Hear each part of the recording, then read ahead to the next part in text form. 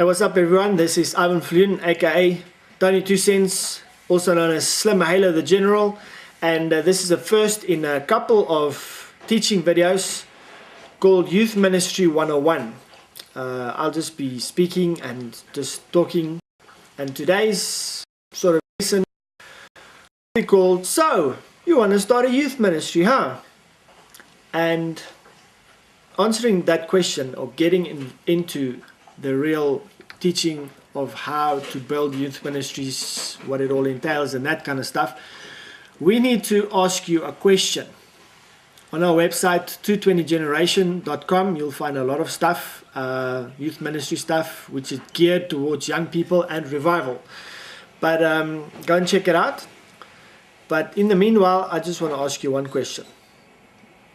If you endeavor to go into youth ministry, I want you to ask yourself, am I called to youth ministry?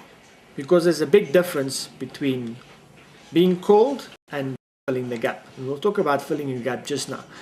First, in finding out if you're called to youth ministry, the reason I want you to ask yourself that question is because it will cost you everything. Youth ministry is the most taxing, most difficult, challenging youth ministry in the church today. The reason for that is because it's always changing. The environment's never the same. No one child is the same. You can't categorize them. You can go and say, these are skateboarders, those are Kugels, those are emos, so that really them, because young people are also changing their minds every day, changing their friends every day, changing their culture, changing their views, changing their religion. There's a lot of challenges in youth ministry, and the reason I want you to find out if you're called to it is because I don't want you to start youth ministry and after 3 months say, this is not for me. Because what happens is you get involved in youth ministry and you creep into young people's hearts and they start trusting you. And the reason today youth ministry is so difficult and so horrifyingly chaotic is because of that specific thing. People who aren't called to youth ministry are, once they get saved or they get into the church and involved, the pastor of the church shoves them into youth ministry because they haven't got anywhere else to place them, or you're in his way, in his ministry, and all the other ministries are sort of functioning and already established and whatever, and he pushes you into youth ministry. And you know, that's really the most disastrous thing that you can do, is just putting someone into youth ministry for a stopgap. I know, because I've seen it over and over. But the main thing I want you to ask yourself that question. And how would you find out if you're called to youth ministry? Well, number one, young people will simply be your passion. They walk past you in the shopping malls, you want to just get involved or ask them something or just help them with something. Your heart will just bounce, it will beat faster, it will become increasingly important for you to get involved.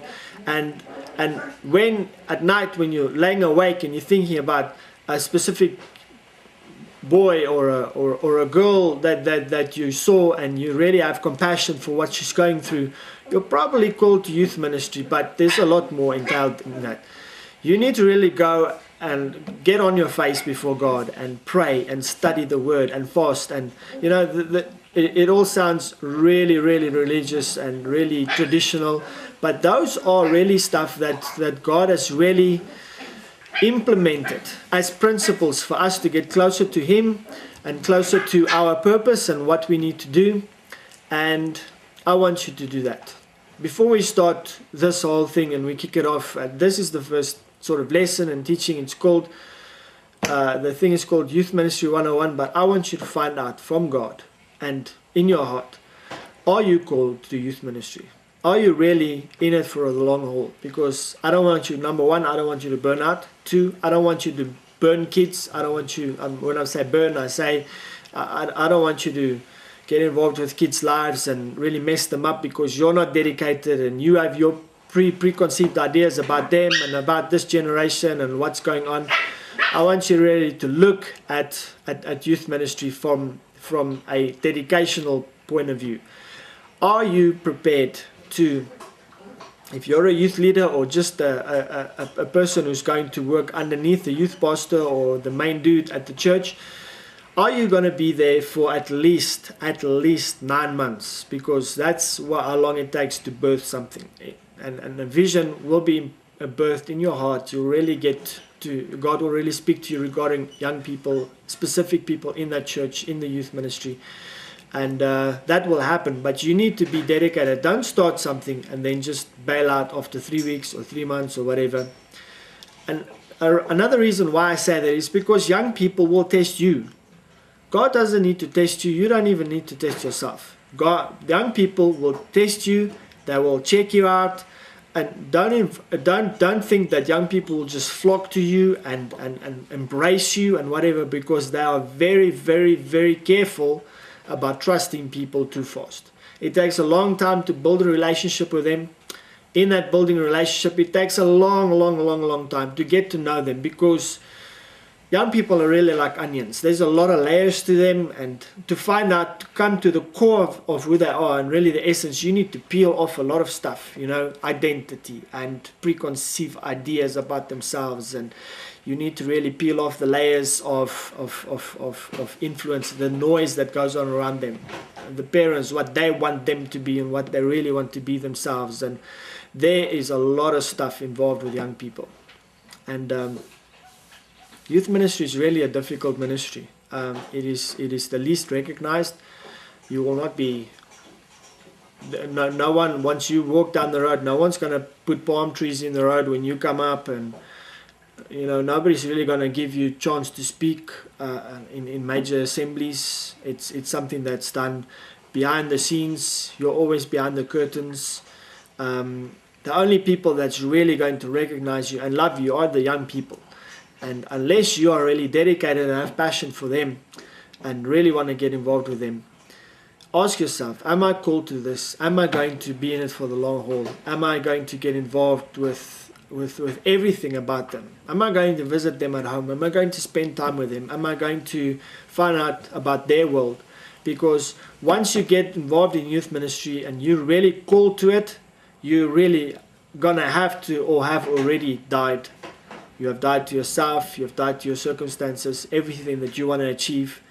God's going to ask you to put aside your life, put aside everything that you wanted. It's pretty much the same when you get saved. God just says, listen, cut that off, get rid of that. And at the end of the day, you really become God's servant and His mouthpiece. And the more you get involved with young people and go through at least this 9-month process, you're going to really have to check it out and find out from God, is this what you're going to do?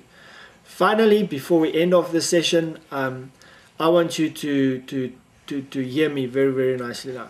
Do not accept the position of a youth pastor if you or take a youth group where you are going to lead it and you're going to have to build it and you're going to really have to get involved, unless you know for sure that you are going to be there and be involved in that youth ministry for at least 3 to 5 years. 3 years is bare minimum and it's almost not enough. But you got to be involved for at least 5 years. I knew that. I know that today, and I made the mistake of just being in a ministry and committing.